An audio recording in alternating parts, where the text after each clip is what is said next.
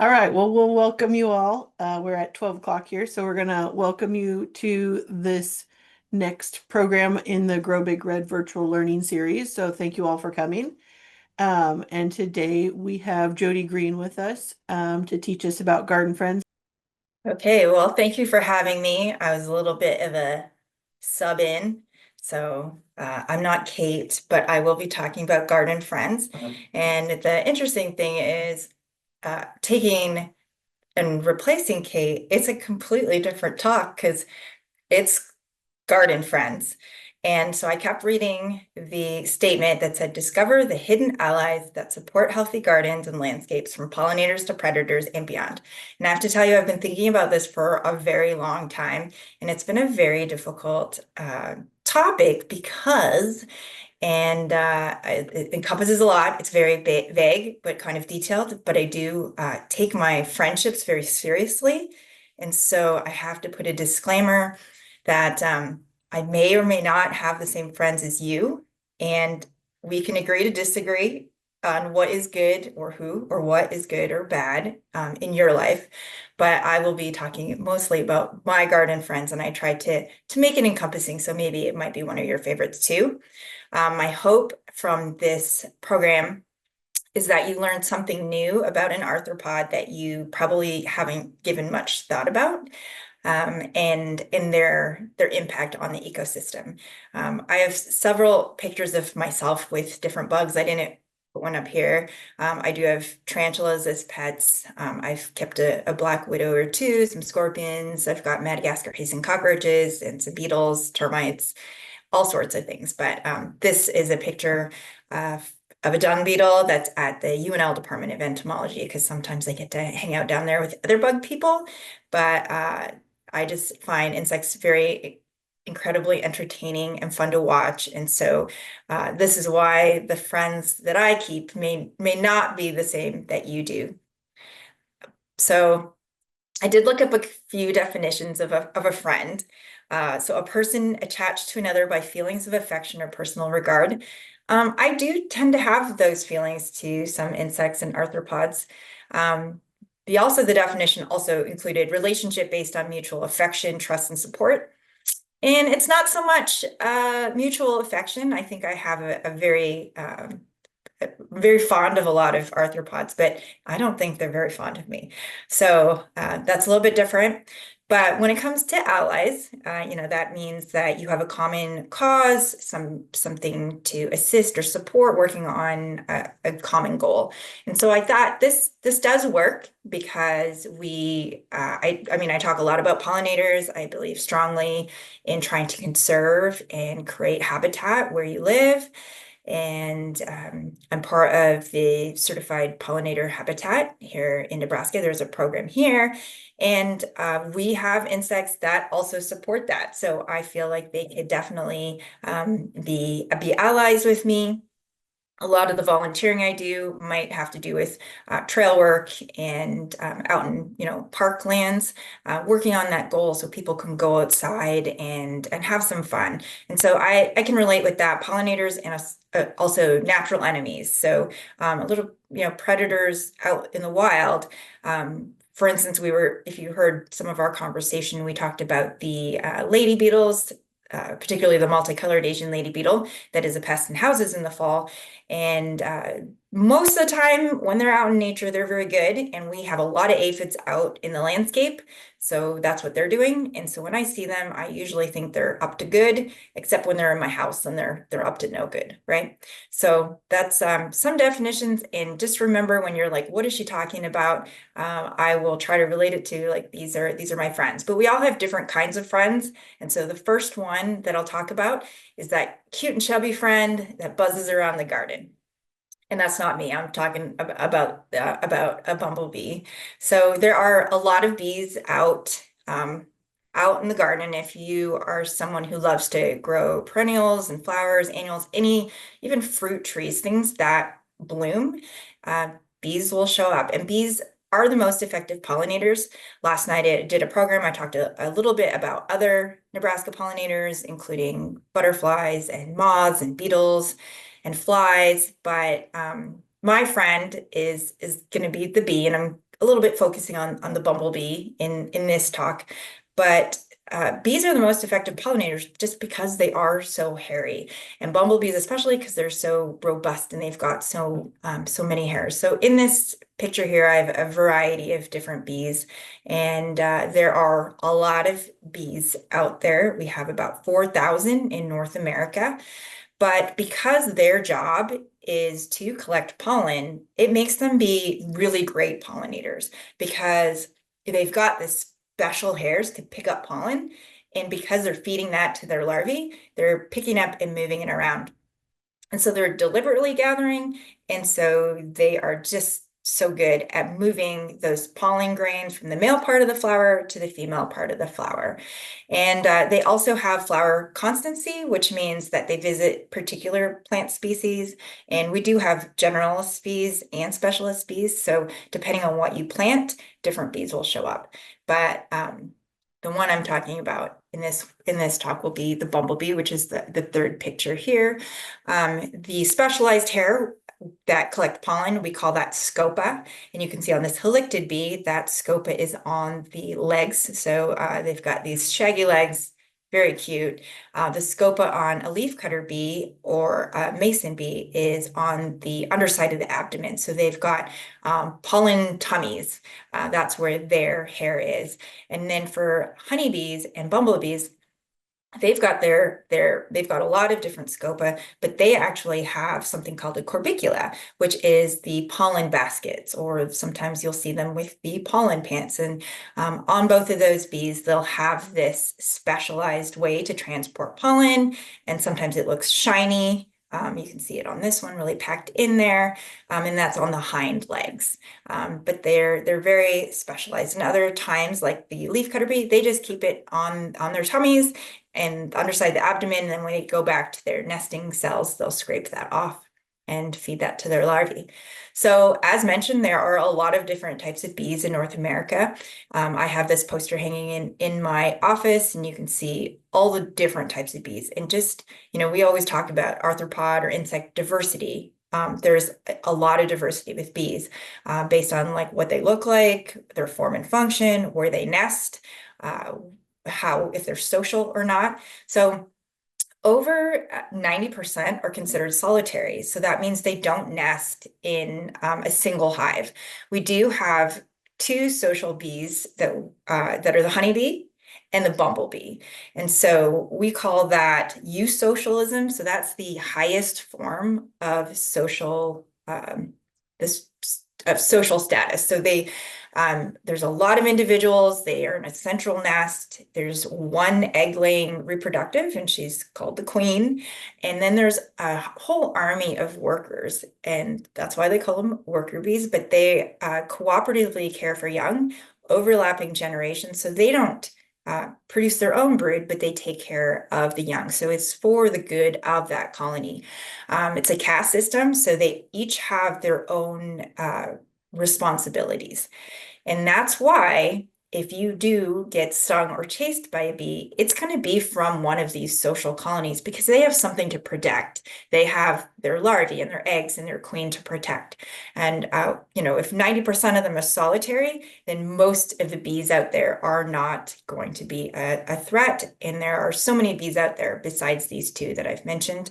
And, aside from this, they really do communicate with each other. We know about like the honeybee, waggle dance, but they can communicate through something called pheromones.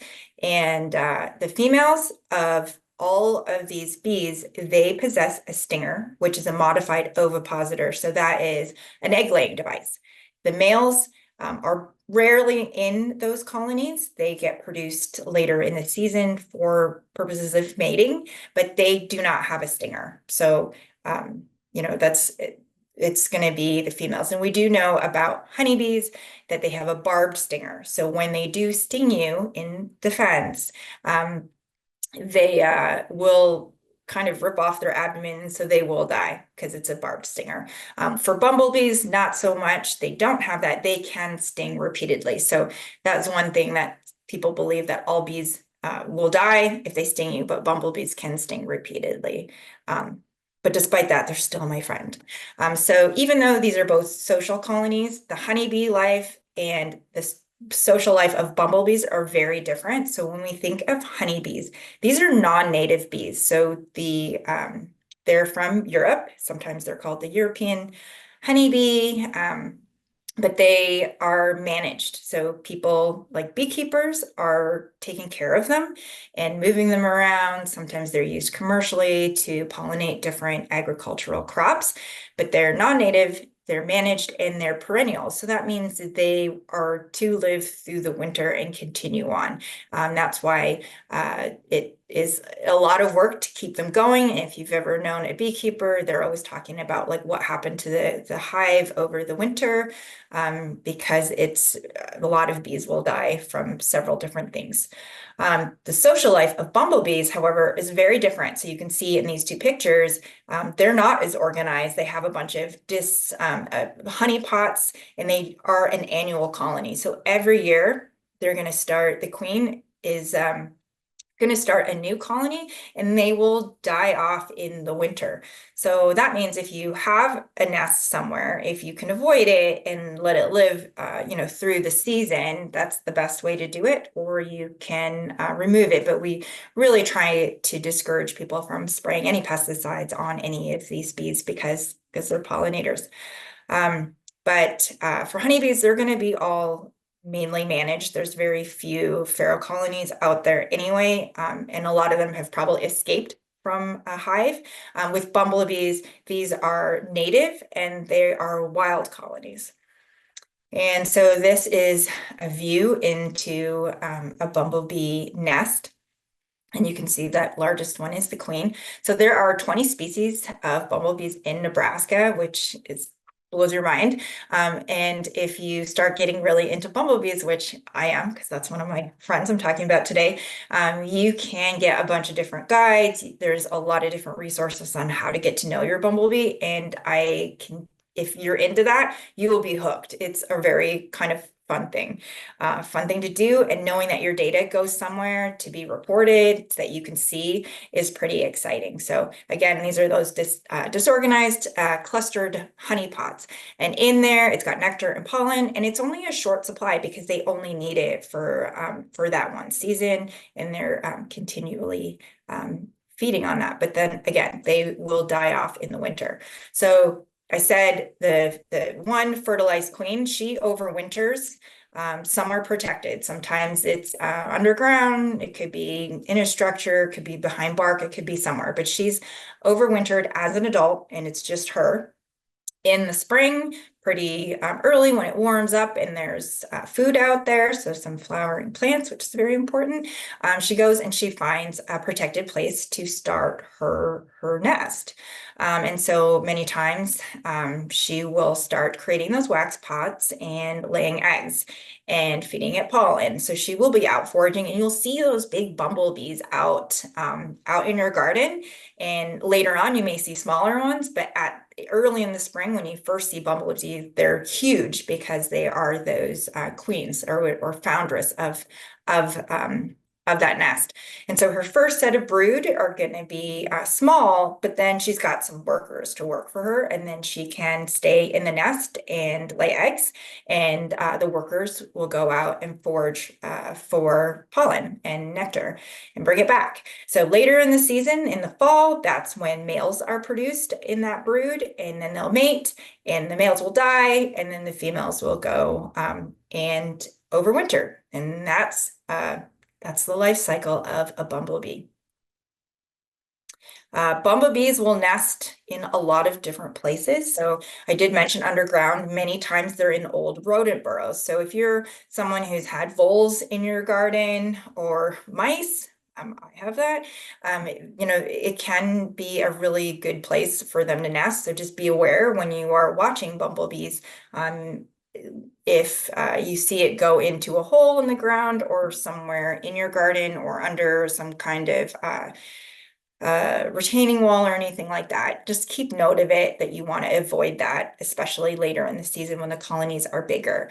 A lot of these pictures here are from nests that have been removed. The picture with the person right here, that's Dr. Judy Woosmart, who is our honeybee specialist, but she's into all types of pollinators, and she has shown me how to rehome or save or rescue honey or bumblebees that are able to be removed. And so this bumblebee nest was found under a shed, a little kind of kid play shed. And when it was moved, those kind of fell out. And so, these can be moved because they're easy to get to, but they're going to nest in those voids. And here they were nesting under plants that were recently planted in a garden. So they were a little bit underground, but near the surface. And the gardeners who were in that area, every time they were digging or treating or watering the plants, they were getting stung. So Judy went in and helped remove that one.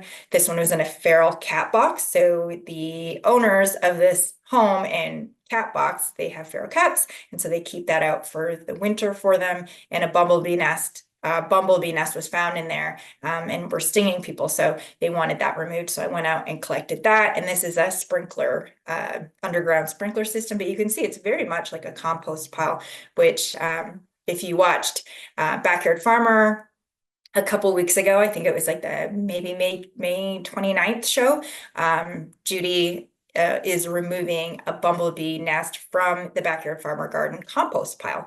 So it's pretty neat. If you get a chance to look at that, you can just see what it looks like when it's around. But Terry James was avoiding that area so she wasn't stung, because if they feel threatened, they will sting. And so this picture on the left, that is the nest that they had removed a couple weeks ago. And Judy had asked, what do you think that material is that they're using? And at that time, if you remember, there was a lot, and it's not so much this week, but there was a lot of cottonwood in the air. So, and all over. So that probably was cottonwood. Other ideas were like dandelion fuzz, but some of the things they do is put different materials in these artificial nesting boxes and see what they use, because bumblebees will take different colors of wool and fabric and weave it into their nests. So it can be really cool. And then this picture on the right, at Schramm Education Center, they have a bumblebee colony there. They found a way, a company found a way to rear queen bumblebees. And so these don't get to fly outside of the building like honeybee hives get to. The nest is in here, and this is the foraging area. I don't know if they have their bumblebee cam still on there, but it was kind of fun to watch. So that's the Schramm Education Center. And so if you make your way out there and you want to see a bumblebee nest, it's pretty cool to watch. And I just want to say, if you do not disturb bumblebees, you would never even know there's a nest there. The one that I rescued from the feral cat box, I put it in my backyard, which is not very big, and it remained there for the rest of the season. It was a brown-belted bumblebee colony, and besides being stung one time because I was a little bit too close and I was trying to fix this opening here, I had a stick kind of propping it up so they could come and go. The stick got blown out, so I went to try to fix it, and when I did that, I got stung in the butt. My fault, still my friend. And then this is when I looked in, I would use a red headlamp. So, and this is another good tip if you're ever, if you have to be around like bees and wasps, they don't see red. So if you've are at nighttime and they're on the colony, then you can wear a red headlamp or put red cellophane over a flashlight and check them out, and they won't know that you're there. So that's just to show you can have bumblebees nesting very close and not really have to interact with them, but they're still doing a lot of, the pollinating. So the Bumblebee Atlas is, it's been, I think 2024 was its 6th year in Nebraska. It's been around in Nebraska for a long time, and they've really spread out. You can sign up to do these surveys with groups of people, or you can provide your own data in there and it will record it. And you can see Nebraska's got a lot of observations and sightings. There's been over 10,000, I think, recorded sightings of bumblebees in Nebraska. So that's it's pretty neat. And the more you look at it, you can go in and learn about how to identify these bumblebees. And so it takes a little bit to learn the different parts of the bee. They have them like this, so you can see the different markings and the different, they call it like T1, T2, so like the thorax one segment, and so on. And over time, you can identify them. And there are 20, species of bumblebees that can be found in Nebraska, but I've really only found these 6. So it's kind of fun when I see the bumblebees out there to, take a picture or a video and then try to go through it to see when their wings aren't in the way and be able to identify it. So that's pretty fun. And here are some of the pictures that I've been able to match up and see what bees are out there. So I did go out with a couple survey times at Loretts and Gardens, and they were collecting. And so many times when people need to identify bees, especially to certain species, or have specimens, they do have to kill them. I am the kind of person that doesn't like to kill anything. So if I don't get to identify it, but it got to live, that's usually a win for me. But this is the records of bumblebee sightings from 2019 to 2024. And you can see the brown-belted bumblebees, the ones I had in my backyard. That's our #1 species that have been recorded. So it's a pretty popular bee. So it's pretty cool. It's got this little brown band. There is another bee that's called the rusty patched bumblebee, and I just want to mention that this one is endangered, so it is of high risk of extinction, and it was listed as federally endangered as of 2017. So can you imagine there's an insect out there, a bee that is, we might never see. We don't have them in Nebraska, but if you are driving, through the Midwest and up in the Northeast, you may be able to see them. And so this data that people are collecting for the Bumblebee Atlas is very important, and we want to really conserve what we have there. So besides the social bees, we do have a lot of solitary bees. I'm not going to go too into that, but I want to mention it because a lot of times when people think about bees, they think immediately about honeybees. And there are so many solitary bees out there. They are not a sting threat because they don't care about you one bit. That female is busy finding nesting material and finding pollen, and then putting pollen somewhere where it can lay an egg, and then sealing that up with her nesting material. So their life is very similar to a bumblebee in that it's an annual life cycle. So they start in the spring and they're gone, their colony, or they don't really have a colony, but they die. And what they have provisioned is the next generation, which will emerge the following year. So these solitary bees differ on where they build their nests and what materials they use for them. And they use materials out in nature.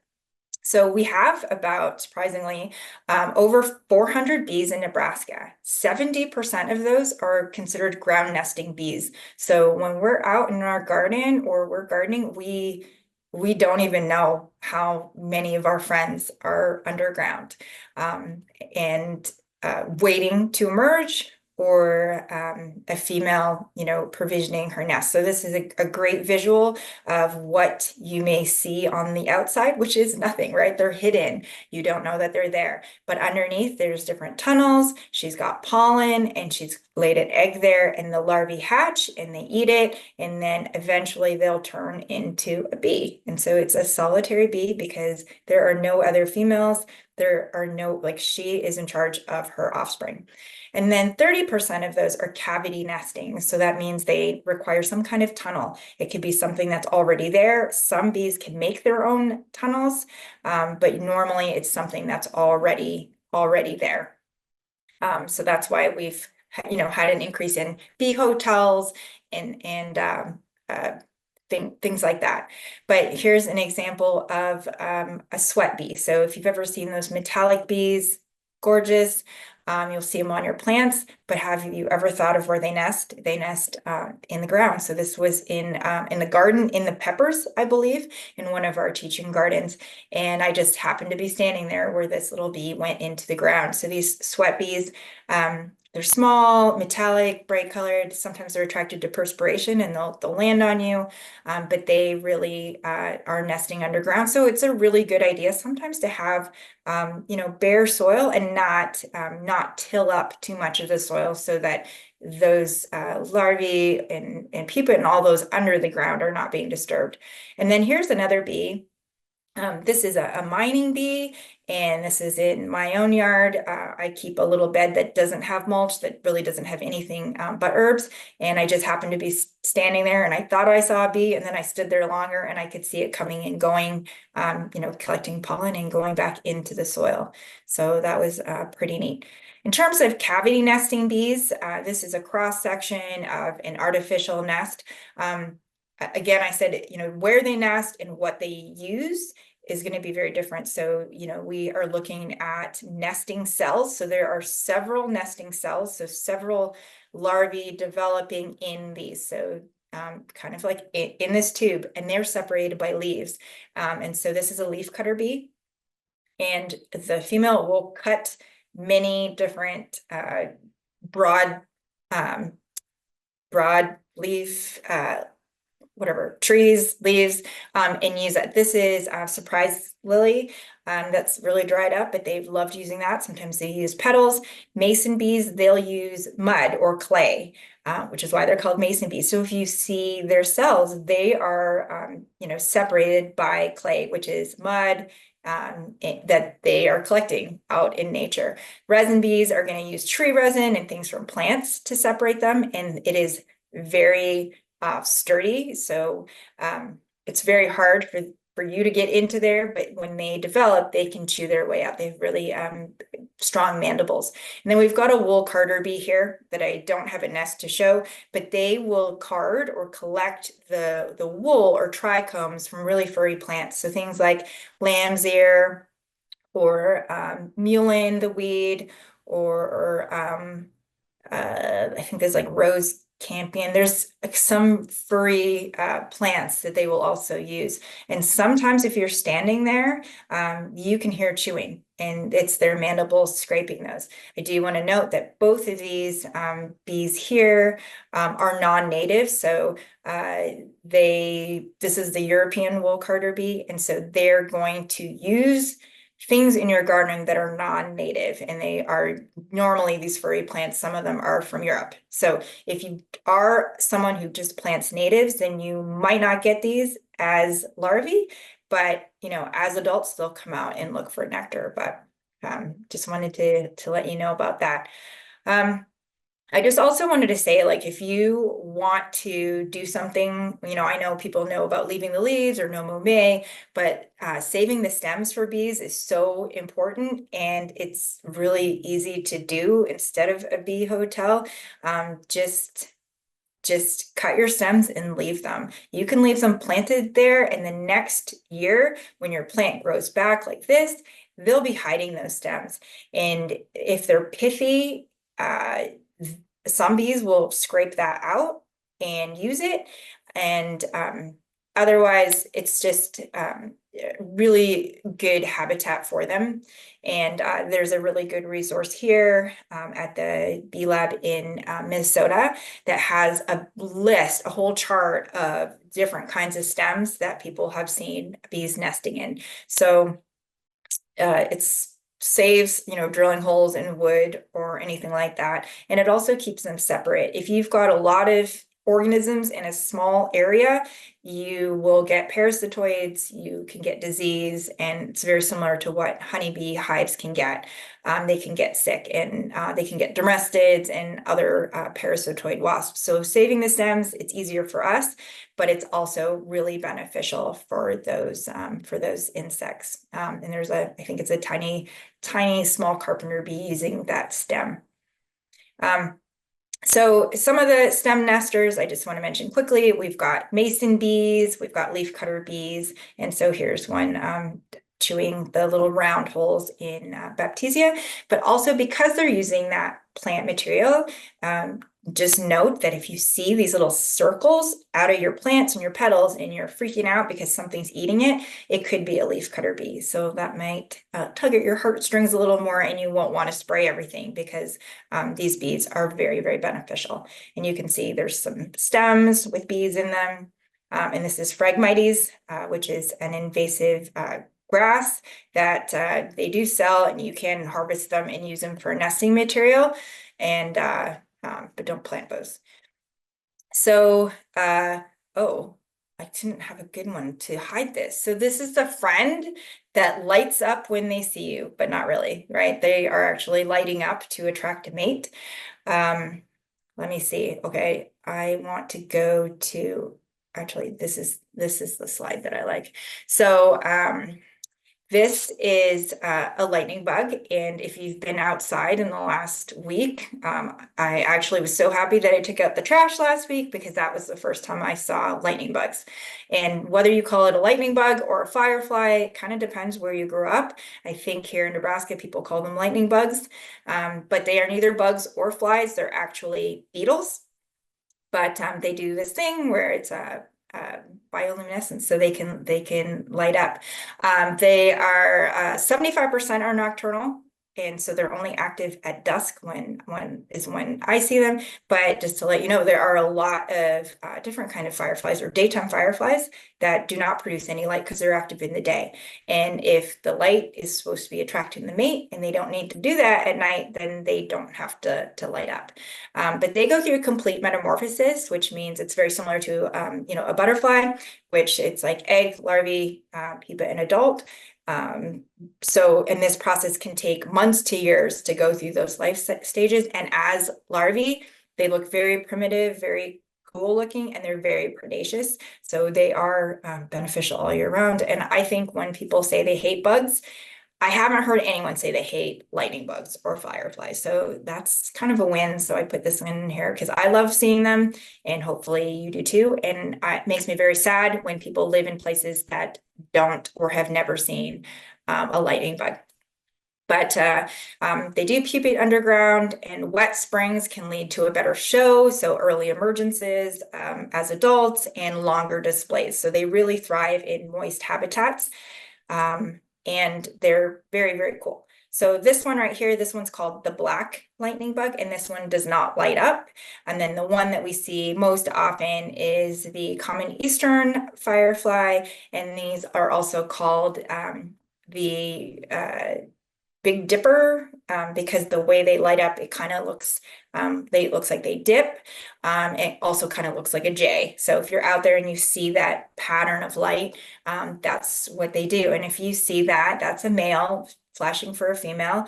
And I don't know, they're just very cool. But there has been a decline in lightning bugs. I would encourage you to go to the Xerces Society. They have a bunch of resources about fireflies and how they're endangered and what we can do to help them. Many of them are flightless, so they can't leave the area to find other places. And so they can't get away from some of these threats. But something as easy as turning off your light at night is really important. So turning off your light, so it reduces light pollution, so fireflies can keep finding each other and reproducing. Habitat loss is another big one. So residential and commercial development, it decreases vegetation, it decreases shelter for overwintering. So we want to avoid tilling again in some places. And then pesticide use is a big one. We want to try not to contaminate our soil because that's where they're living in. A lot of times we'll have pesticide runoff that may go into areas where lightning bugs have their habitat. And climate change is a big thing that will affect a lot of insects because they're so regulated by their external environment. Okay, that friend who just won't shut up. And he's so loud. This is kind of weird because I don't even know if anyone's listening, but what do you think that is? So It's the cicada. I don't know if everyone thinks that this is a friend, but I think they're cute. I do think they're loud. I do get a lot of calls saying that it's too loud and people don't like it. I'm not sure what they want me to do about it.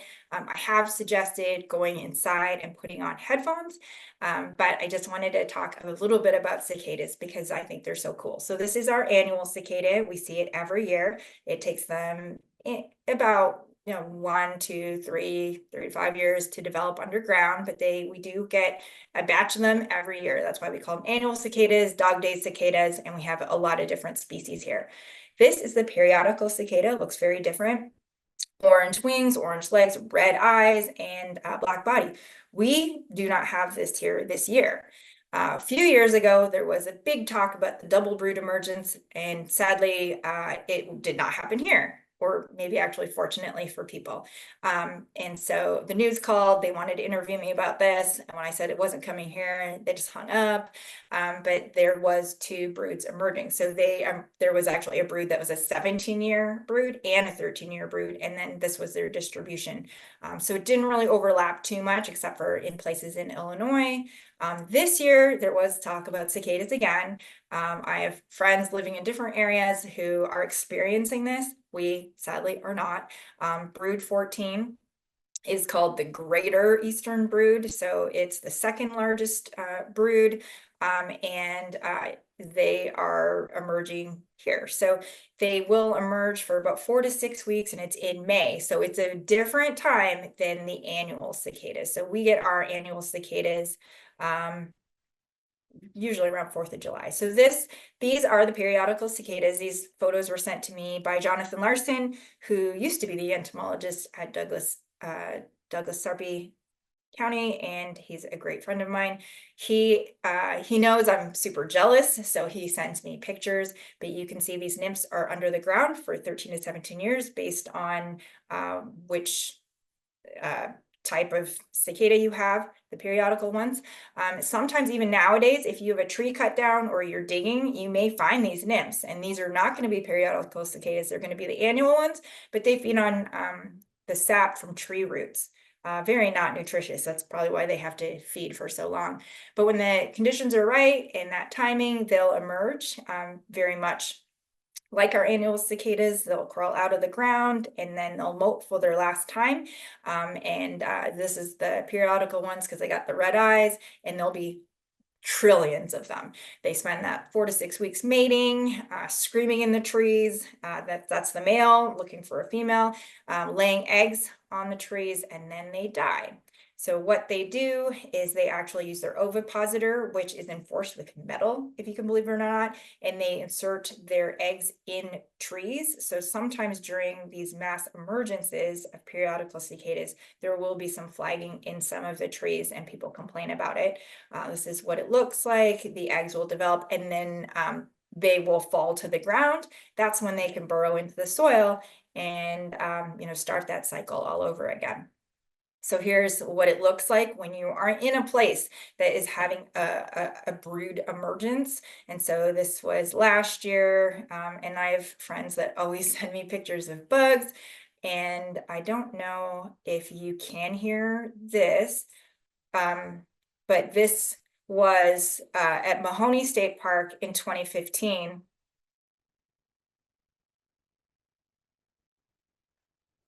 That was going up the water slide. So along the Platte River is when is the area where we have our periodical cicadas.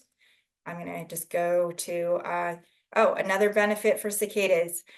You can eat them. And because of all the popular cicada news, there's a lot of chefs and a lot of recipes in theirs too. So if you are not allergic to shellfish and you want to try them, when there is periodical cicadas, that's something that you can do.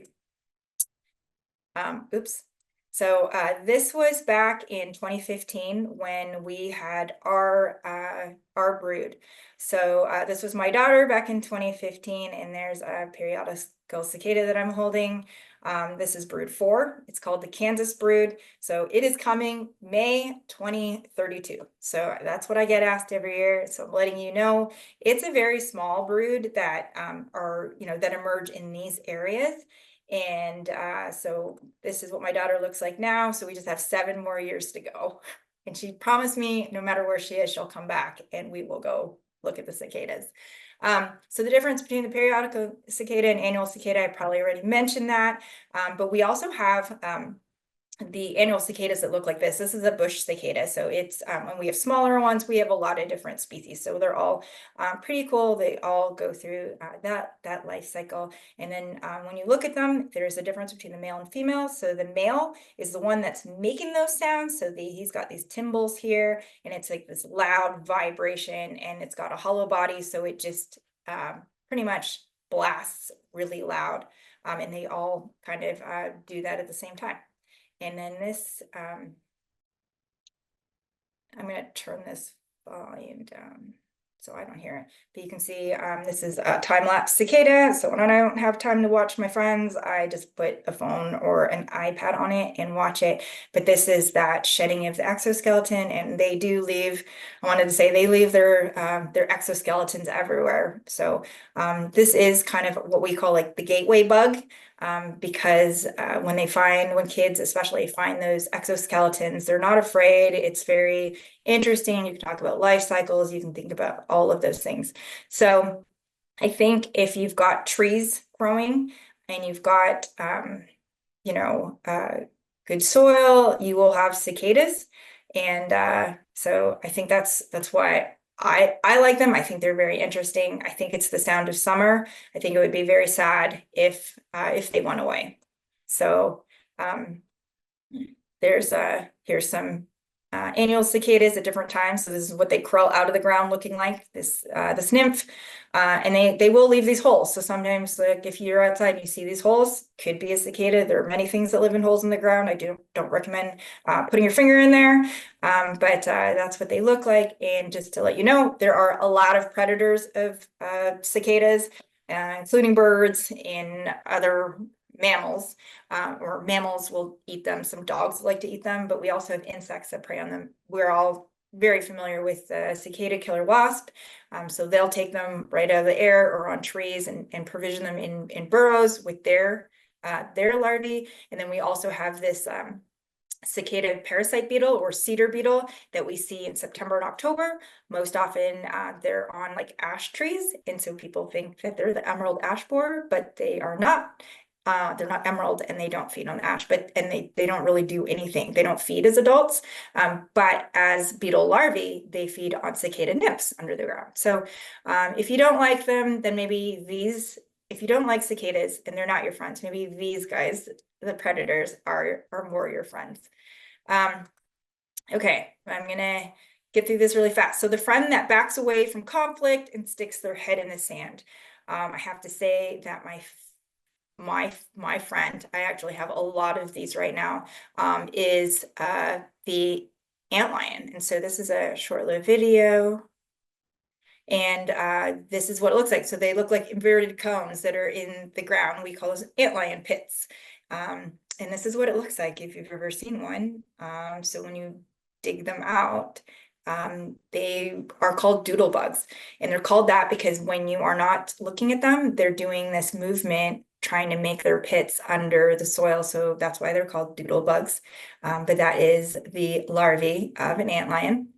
And they're called antlions because lions are vicious predators and they prey on ants. So isn't that clever? And you can see it, it's like a little mouse trap. Look at its jaws. So when an ant falls in those little inverted cones, it flicks soil at them so that the ant can't get out, and then they grab onto them and suck their juices out. And so right now I actually have this going on in a container in my garage. So I have a lot of different antlions, and I feed them ants probably like 3 times a day. So these truly are my friends. I do take care of them. So this is what it looks like when you see them. If you pull them out and you put them on top, they just kind of back away. If you have them in a container and you put an ant in front of them, they can't do anything about it. They need to have these pits to be able to catch them and trap them that way. So they've got these crazy jaws. And then, because you're all wondering what they look like as adults, they're like these delicate looking, almost like dragonfly looking things. So this is the antlion adult. They don't live very long. They do come to porch lights. So I do turn my porch lights on if I'm expecting someone, or if I have a spider that I want prey to come and go in the web. So every now and then I might turn a porch light on to attract other bugs. But basically, yeah, that's my life, is gardening for bugs. This is what it could look like around your house. So if you're like walking around your home and you're like, I wonder if I have antlions, you're looking for these tiny little pits. So this is one of our master gardeners' homes. When I was talking about antlions, he showed me where he's got his. It's close to the house, kind of under the overhang, so it doesn't get super wet. Yeah, they look like these little funnel shapes here. Okay. The friend who tries to control your mind and gets you into trouble every single time. I added this one because I think the description of this talk was like pollinators, predators, and beyond. So this is the and beyond, because I had to fulfill the summary. So entomopathic pathogenic fungi. So everyone is seeing these, and if you haven't seen these, this spring has been very good for this this fungus. It's a fatal fly fungus. So if you don't like houseflies, there's something taking care of it, and it's not an insect. So it's called Entomothora muscae, and muscae is the fly, housefly. So there's several cases this spring. So you will see these flies that are no longer living, and they've got really poofy bodies. And so this is a fungus that acts as a parasite and kills the insect. It affects their brain and controls their behavior to that fly. So it makes that fly crawl to the farthest or the highest point, and it actually like will force like liquid out of its mouth, and then it gets stuck to that vegetation, and then its body will have all these spores and then start releasing them. So they're commonly found on some structures. I find them on vegetation all the time. It seems like a pretty good control, except that people have not been able to use this commercially because it's very sensitive to environmental conditions. But these are the ones I found just this week. It's a mind control fungus. So there's these flies corpses everywhere you look. So, and they're just at the very end, tallest point. So go out there and look for that. That is very, very weird. So I don't know if you can be friends with a fungus, but I think it's cool. These are my true garden friends. So people that I see. I think gardening is a very communal thing. It brings people together for those common goals, but also just for happiness and fun. I am at that age where I understand why my parents loved gardening so much when I didn't care or think about it. And that's basically all I want to do. So I appreciate seeing all those beautiful gardens out there. And with that, I just want to thank you for listening. I would please ask that you scan this QR code or go to this website and provide some feedback. I'm always looking to be a better speaker or to choose topics that that people want to listen to. Sometimes it's hard being the entomologist because there are just so many bugs, and I don't know how to introduce and share them with everybody. But Okay, so thank you, Elizabeth. This is the next program that we have, July, excuse me, July 9th. We'll learn all about roses. Well, that's me and David Lott will be teaching that. So join us here, same time, same place. But next month is July 9th. So thank you, Jody. Thank you, everyone, for joining us. And we'll see oh, you next time.